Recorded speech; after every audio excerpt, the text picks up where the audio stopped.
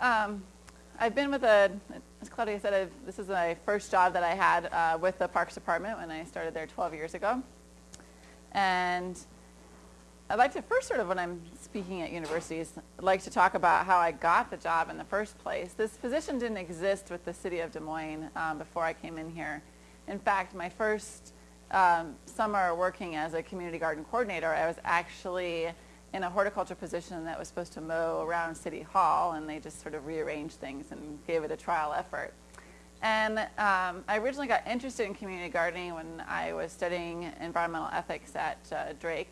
And there was a small sidebar article talking about, I think it was in Brooklyn, the community garden project in Brooklyn, and just these, a power that it had to really change lives and beautify these urban cities.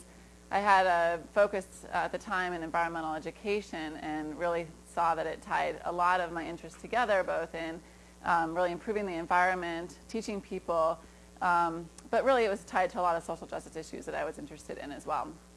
And just started talking to a lot of people that I was interested in community gardening. I had done a lot of research and visited programs in different communities and just kept talking to people who told me to talk to more people. And within a year and a half, then got the first job as a temporary seasonal position with the department. And then 6 months after that, it became a full-time position. So I always like to tell a story that you really can follow your dreams. And even though if those positions don't exist on paper, that they can be created for you. So that's always my first thing. So I just think it's so important that people never lock themselves into just what's presented to them. So this is called the Des Moines Community Gardening Coalition, and it's a program that I ran for the first, really full-time, for the first 6 years that I was in the department. And there's not as much of this happening now, but I'm going to kind of talk about both, sort of what we did, but also kind of what's still around.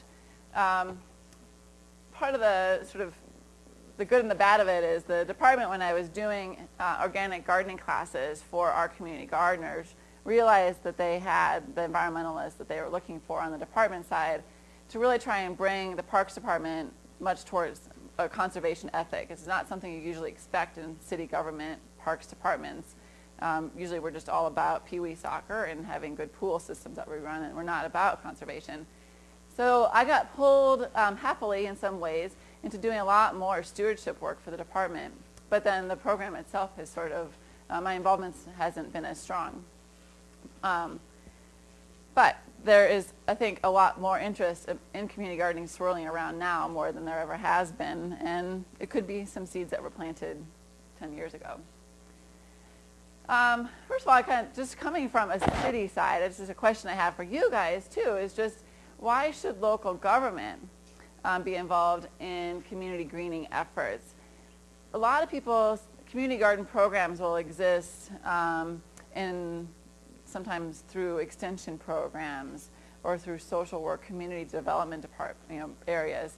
But city government is not very quick to engage in, especially food production side of things. Sometimes they will on beautification side. They understand the benefits of getting citizens involved in beautifying their community.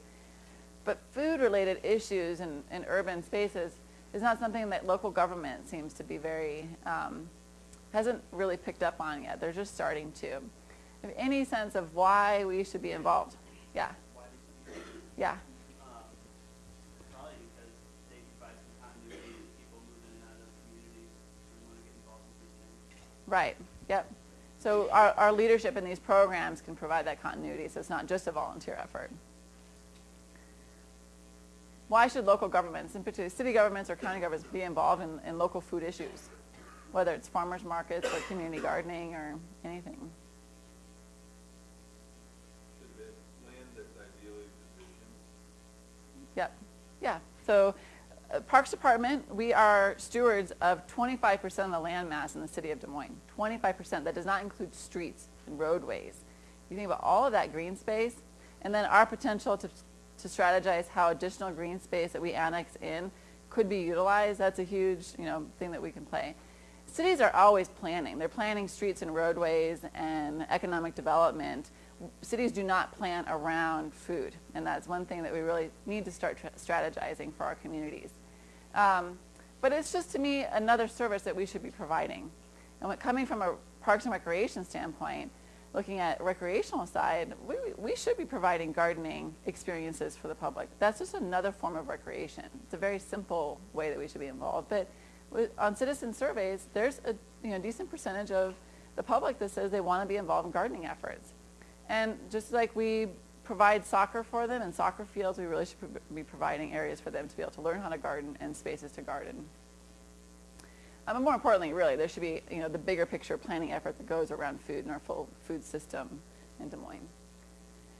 So definition of community garden. What's your guys' sense of it when you hear the term? It's kind of broad, so you really can't go wrong here. Yeah. Yep. Using both words in the definition is always a good strategy. Very traditional. This is kind of what people think of when they think of community garden, sort of plots that are plotted out, and people essentially sort of rent, whatever that might mean, a plot, and it's theirs to garden in and harvest from. And we have several of those in Des Moines, and they always have a waiting list. We just had a new one put in downtown Des Moines and already had a waiting list. So, but community garden also is, we work with a lot of schools. And of course, schools are out in the summer, so then we have to kind of partner up with the summer youth programs, Boys and Girls Club and things like that, that are working with the kids in the summertime. Obviously providing lots of educational opportunities for these schools to be able to bring the classroom outside. They're looking at bugs in that picture there. They're actually looking, this is trying to categorize good bug, bad bugs, or kind of, which you always hate to even do this, the good bug bag, but this is one thing they did just to try and have fun and figure out what do the squash bugs and what are they eating and what's the effect going to be here. And so they'd suck them up into the jar, and then we'd look at all the bugs that they found. They loved that activity. It was a blast for them. And then the kids are obviously able to, if you're doing food production, they're able to eat from that garden. And so you're really trying to bring this whole cycle to them. Kids, a lot of us don't know, when you turn that faucet on and have that water come out, we have no idea where that water is coming from, what it took to get it to us. And same thing with our food, as you guys know. And these kids are the same way. They're just so disconnected. And we live in an agricultural state, but they have no clue what it takes to get food to their table. And obviously this food is just very, the nutrition level of this food is very high because it's fresh. These kids are eating collard greens and cornbread, which they actually brought one of the grandmas into the school, and she taught all the kids how to cut the collard greens and how to cook them. And so it just provided this intergenerational opportunity as well. And schools have used it as art opportunities. You'd be surprised you find allies in funny places when it comes to these efforts. That a lot of times it would be the reading specialist or the art teacher or the special ed teacher who have the greatest flexibility in their curriculum. They're not so tied down with standardized testing that they could get out and do a lot more gardening with us. Thank you for watching the Agronomist Podcast. YouTube limits video lengths to 10 minutes. You can watch this seminar in its entirety at the Department of Agronomy website, www.agron.iastate.edu.